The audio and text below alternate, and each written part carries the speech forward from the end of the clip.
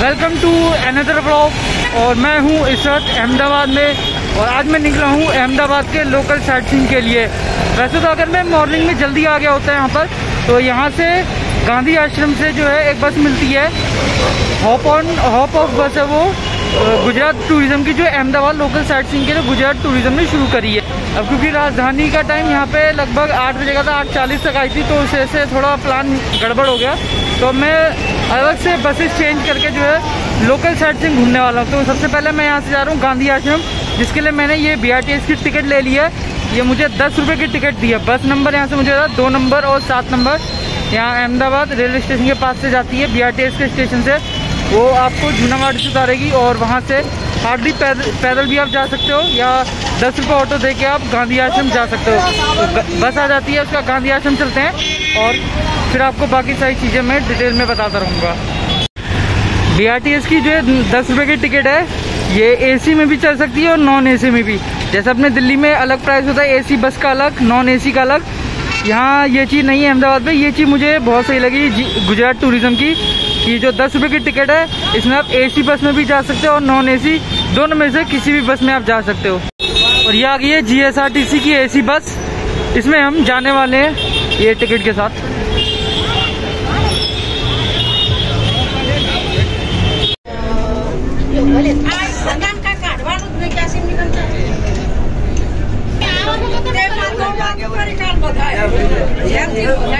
मैं आ चुका हूँ गांधी आश्रम, मेरे पीछे इस तरफ। अंदर चलते हैं और अंदर से पूरा गांधी आश्रम आपको मैं दिखाता हूँ। गांधी आश्रम की मेन एंट्री के पास आपको मेरा hop on hop off Ahmedabad city tour bus का स्टैंड है, और यहीं से आपको सुबह अहमदाबाद घूमने के लिए सिटी बस मिलती है, जो डबल डेकर वाली है AC बस, वो आपको यहीं से मिलेगी। और ये है मेन एंट्री अंदर गांधी आश्रम की। अंदर चलते हैं और यहाँ पे है पार्किंग एरिया, जहाँ पे आप अपनी 2 व्हीलर आप पार्क कर सकते हो। 4 व्हीलर की एंट्री यहाँ नहीं है, तो कोशिश कीजिएगा अगर गांधी आश्रम आ रहे हैं तो 2 व्हीलर से आइए। यहाँ गाड़ी आपके आनंद पार्क जो कोई भी एंट्री टिकट वगैरह कुछ भी नहीं है। और आश्रम के टाइमिंग लिखे हैं, सुबह 10 बजे से 5 बजे तक जो है आश्रम ओपन रहता है। गांधी आश्रम आ रहे तो इन इंस्ट्रक्शंस का फॉलो करना बहुत ज़रूरी है। आश्रम में ही व्हील चेयर की फैसिलिटी भी अवेलेबल है। घूमने आ रहे हैं आपके साथ, कोई हैंडीकैप वगैरह है तो उसके साथ व्हील चेयर की फैसिलिटी का आनंद आप ले सकते हो। साबरमती आश्रम अहमदाबाद।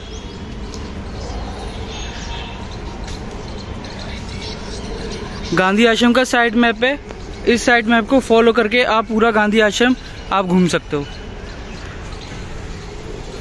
एक यहाँ पे गाइड बोर्ड और लगा हुआ है, म्यूजियम लाइब्रेरी। साबरमती आश्रम का जो म्यूजियम है इस तरफ है, हृदय कुंज इस तरफ, और सीधे जाओगे तो आप प्रार्थना भूमि आएगा, और राइट में बुक स्टॉल और पब्लिक यूटिलिटी भी अवेलेबल है। चलिए आपको जो है अंदर से गांधी म्यूजियम दिखाते हैं।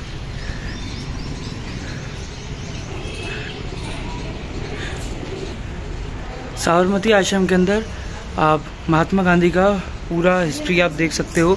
लिखा है कि जो महात्मा गांधी मोहनदास करमचंद गांधी से महात्मा गांधी कैसे बने, उसका पूरा आपको जीवन विवरण यहाँ पे आपको देखने के लिए मिल जाएगा।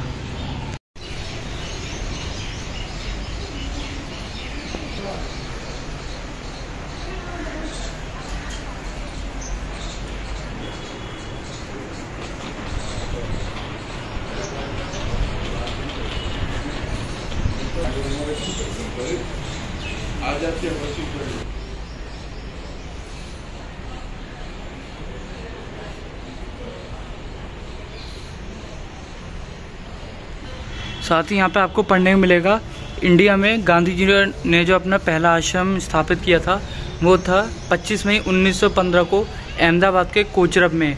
साबरमती आश्रम कोचरब आश्रम के बाद वाला था, कोचरब आश्रम सबसे पहला था। और यहाँ पे आप इमेज देख सकते हो गांधी जी और कस्तूरबा गांधी की 1915 की। और अब मैं आपको लेकर चल रहा हूँ एग्जीबिशन में, और ये है यहाँ का एग्जीबिशन एरिया। यहाँ पे आप गांधी जी के लाइफ से रिलेटेड सारी चीज़ आप देख सकते हो, उनका सत्याग्रह, गांधी जी इन अहमदाबाद, सब कुछ आपको यहाँ पे देखने के लिए और पढ़ने के लिए मिलेगा।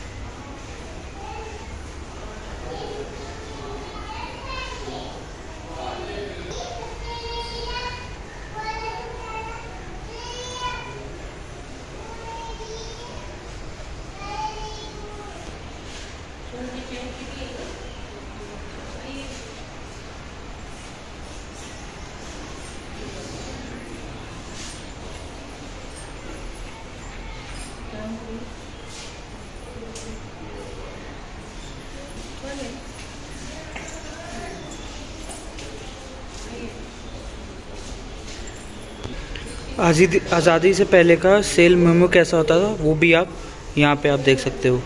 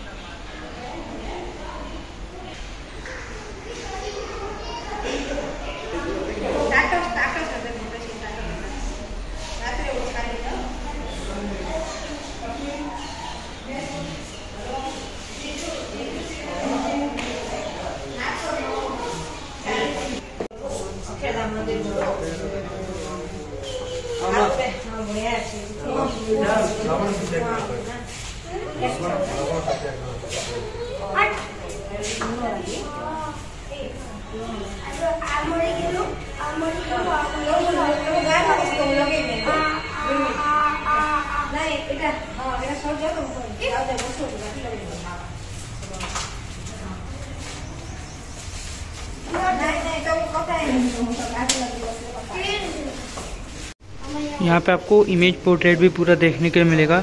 इसमें दिखाया गया है कि गांधी जी ने शॉर्ट लॉ नमक सत्याग्रह जो है उसको कैसे स्टार्ट किया था। साथ ही यहाँ पे आप साबरमती आश्रम का एक छोटा सा मॉडल आप देख सकते हो। मैपिंग के लिए यहाँ पे आप पढ़ सकते हो क्या चीज़ कहाँ पर है, और इस मैपिंग की मदद से आप पूरा जो है साबरमती आश्रम आप पूरा विजिट कर सकते हो। गांधी जी के साथ उनके आश्रम में जो लोग रहा करते थे उन्हें आश्रमाइट्स कहा जाता है, और उनके बारे में भी आप यहाँ पे पढ़ सकते हो।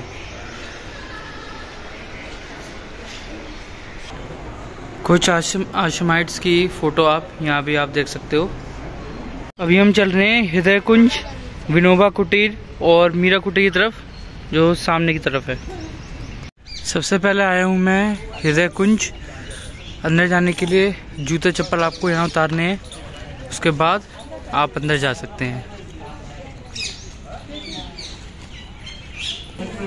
हृदय कुंज में आपको सबसे पहले देखने के लिए मिलेगा गांधी जी रूम, गांधी जी का कमरा पढ़ सकते हो। इसके बारे में आप ऐतिहासिक घटनाएं जितनी होती थी और जो भी लोग देश विदेश से मिलने आते थे गांधी जी से, वो यहीं पर मिलने आते थे। गांधी जी के कमरे के अंदर का दृश्य मैं आपको अभी सामने फ्रंट विंडो से दिखा रहा हूँ। सामने आप देख सकते हो, लेफ्ट में रखा है गांधी जी का चरखा जिससे गांधी जी सूत काटा करते थे, और पीछे गांधी जी का बिस्तर, तकिया वगैरह लगी है, और आगे ये लगी है गांधी जी की मेज जिस पे बैठ के वो अपना लिखा पढ़ी करते थे। और राइट साइड में एक मेज और देख रहे हो, उस पर भी गांधी जी अपना लिखा पढ़ी का काम करते थे। और जितने भी लोग देश विदेश से मिलने आते थे गांधी जी से, वो यहीं पर ज़मीन में बैठ के गांधी जी से मिला करते थे। गांधी जी के आश्रम में रहने वालों के लिए आश्रम के कुछ रूल्स थे, वो यहाँ पर लिखे गए हैं। आप चाहो तो इसको पढ़ सकते हो। जो भी लोग आश्रम में उस टाइम रहा करते गांधी जी के साथ, वो इन रूल्स को फॉलो करते थे। और हृदय कुंज के बारे में डिटेल में आप यहाँ पे पढ़ सकते हो। ये महात्मा गांधी और कस्तूरबा गांधी का रेजिडेंशियल क्वार्टर है। जो भी एक्टिविटीज़ होती नेशनलिटी यहीं से होती थी, और दांडी मार्च भी यहीं से शुरू हुआ था।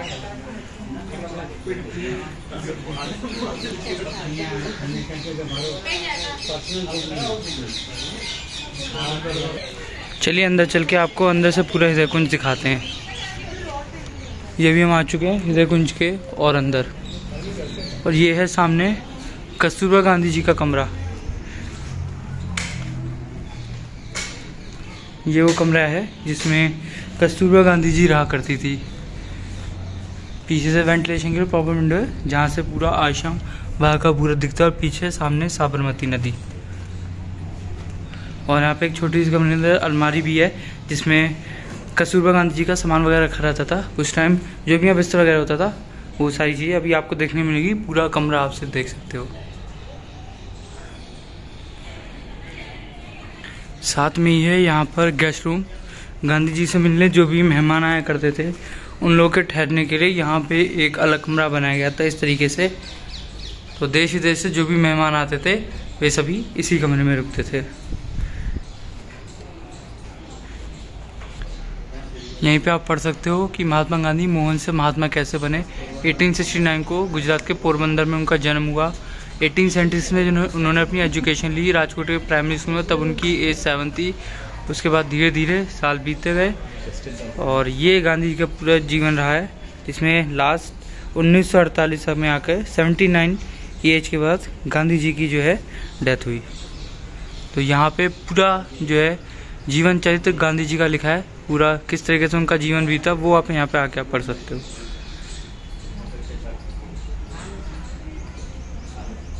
यहाँ पे आपको देखने को मिलेगी महात्मा गांधी जी के घर की किचन, जहाँ पर उस टाइम खाना बना करता था गांधी जी के लिए भी, और देश विदेश से जो मेहमान आते थे उनके लिए खाना बनता था।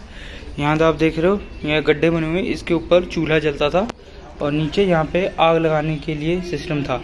आग लगा के यहाँ पे चूल्हा आग लगा के यहाँ पे खाना बनाने का सिस्टम था पूरा। नीचे से आग वगैरह जाती थी और यहाँ पे खाना बनता था। ये बर्तन वगैरह रखने का पूरा 2 बाय 2 का ये पूरा शेल्फ बना हुआ है।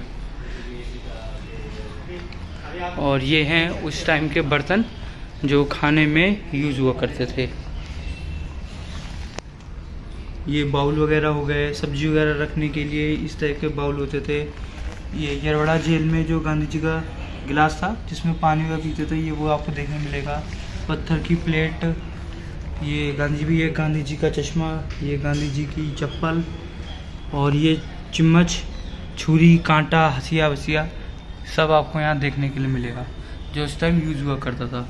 और ये है गांधी जी का सरकंडे वाला पेन, रीड पेन, जिससे गांधी जी अपना किताबों पे लिखा करते थे। और ये वो बॉक्स है जिसमें गांधी जी का इंक वगैरह रखी होती थी। तो ये कुछ सामान है गांधी जी का आपको यहाँ देखने के लिए मिलेगा जो अभी तक संभाल के यहाँ पे रखा गया है। साथ ही यहाँ पे आप गांधी जी का अस्थि कुंभ देख सकते हो। जब गांधी जी की डेथ के बाद, उनकी मृत्यु के बाद, जो उनकी अस्थियाँ हैं वो इसी कलश में रखी गई थी। साथ में आपको जयप्रकाश जी का भी अस्थि कुंभ यहाँ मिलेगा। और गांधी जी को भेंट में जो चरखा मिला था गिफ्ट में, वो यहाँ रखा है, वो देख सकते हो। और गांधी जी की जो लाठी थी इसको चलने के लिए यूज़ करते थे, वो भी यहाँ रखा है, वो भी आप देख सकते हो। और साथ ही आपको यहाँ पे स्टोर रूम देखने मिलेगा, तो ताला लगा के बंद किया ताकि लोग अंदर ना जाने पाए। जो भी सामान हुआ करता था किचन का वो सब यहीं स्टोर रूम में रखा होता था। साबरमती आश्रम के ठीक सामने साबरमती नदी और नीचे पूरा आप साबरमती का रिवर फ्रंट आप देख सकते हो। अभी हम आए हैं विनोबा कुटीर और मीरा कुटीर पे। ये कुटीर एक है मगर इसके दो नाम हैं, इसके बारे में डिटेल में आप यहाँ पे पढ़ सकते हैं। विनोबा भावे के नाम पे एक हिस्सा इसका और एक मीरा बहन के नाम पर। गांधी जी के विचारों से प्रभावित होकर बैरागी विनोबा भावे हमेशा यहीं आ गए और गांधी जी साथ रहे। और साथ में जो विदेशी महिला थी जो मैडलिन स्लेट थी, वो भी गांधी जी के विचारों से प्रभावित होकर यहाँ आई थी और उनके साथ यहीं रहती थी, इसीलिए। और दोनों इसी एक ही कुटीर के अंदर रहते थे। ये आप कुटीर पूरी अंदर से देख सकते हो, ज़्यादा बड़ी नहीं है, काफ़ी छोटी सी कुटीर है। मगर विनोबा भावे और मीरा बहन दोनों जो है यहीं रहा करते थे। और ये था उनका चूल्हा जिस पे वो लोग अपना खाना वगैरह बनाते थे।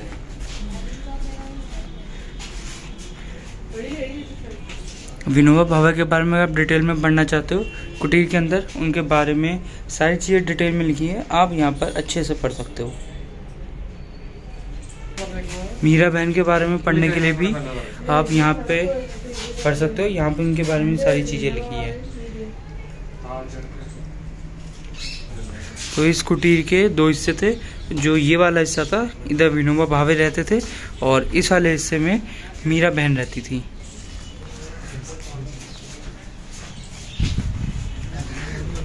अभी हम जिस जगह पे खड़े हैं ये है यहाँ का उपासना मंदिर। डिटेल में पढ़ना चाहते हो, यहाँ पे पत्थर पे सारी चीज़ें लिखी गई हैं, आप यहाँ पर आकर सारी चीज़ों को पढ़ सकते हो।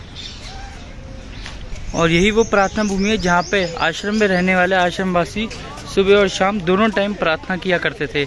और सामने ये जो दोनों पेड़ देख रहे हो आप इसमें भी इमेज में भी आप बने देख सकते हो, ये उसी टाइम के पेड़ हैं जो आज भी हरे भरे आपको दिखेंगे। गांधी जी यहीं पे अपनी प्रार्थना किया करते थे, इसलिए जगह का नाम प्रार्थना भूमि है। आश्रम के ठीक सामने ही आपको रिवर फ्रंट में जाने के लिए गेट भी दिख जाएगा। अभी तो दोपहर की वजह से बंद है, तो शाम होगी तब गेट ओपन हो जाएगा। आज और जो लोग साबरमती आश्रम में घूमने आते हैं वो यहीं से डायरेक्ट साबरमती रिवर फ्रंट जाके पूरा रिवर फ्रंट देख सकते हैं। और ये है यहाँ का मगन निवास। देखते हैं इसकी एंट्री की साइड से, इधर वाला गेट तो बंद है, अगर इस साइड अंदर से एंट्री है तो यहाँ से चल के आपको अंदर से पूरा मगन निवास भी दिखा देता हूँ मैं।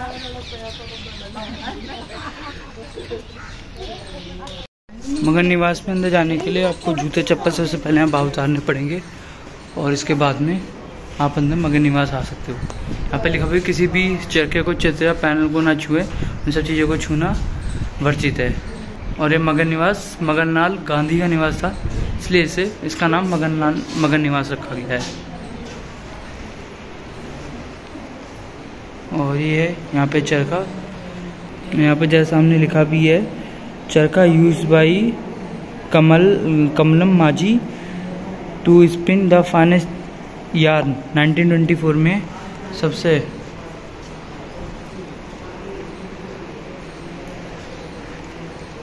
और यहाँ पे आपको कुछ अलग अलग तरीके के चरखे देखने को मिल जाएंगे, एक इस टाइप का, दो इस टाइप से, और कुछ अब जो है इस टाइप के चरखे, अलग अलग तरीके के चरखे आपको यहाँ देखने को मिलेंगे। और ये है इन चरखों से बनाया गया कपड़ा।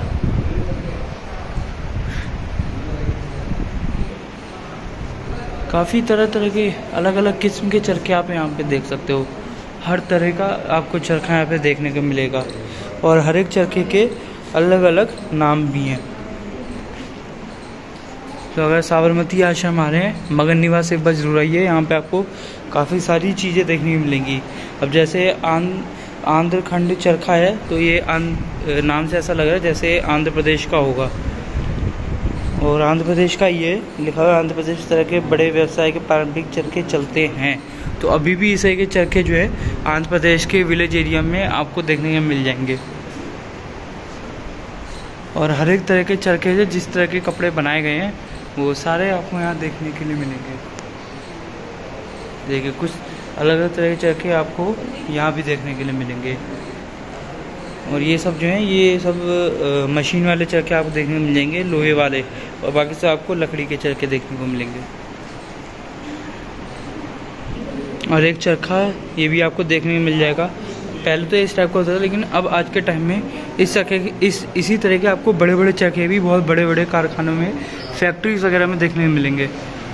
और कुछ इस तरह की रुई जो है ये इन चरखों में यूज़ होती है। और इस तरीके का धागा, इन रुई से इस तरह कुछ धागा बनाया जाता है, वो भी आप यहाँ देख, रंगीन धागा वगैरह देखना चाहते हो, रंगीन धागा भी आपको यहाँ देखने, हर कलर के अलग अलग रंगीन धागे आपको यहाँ देखने को मिलेंगे।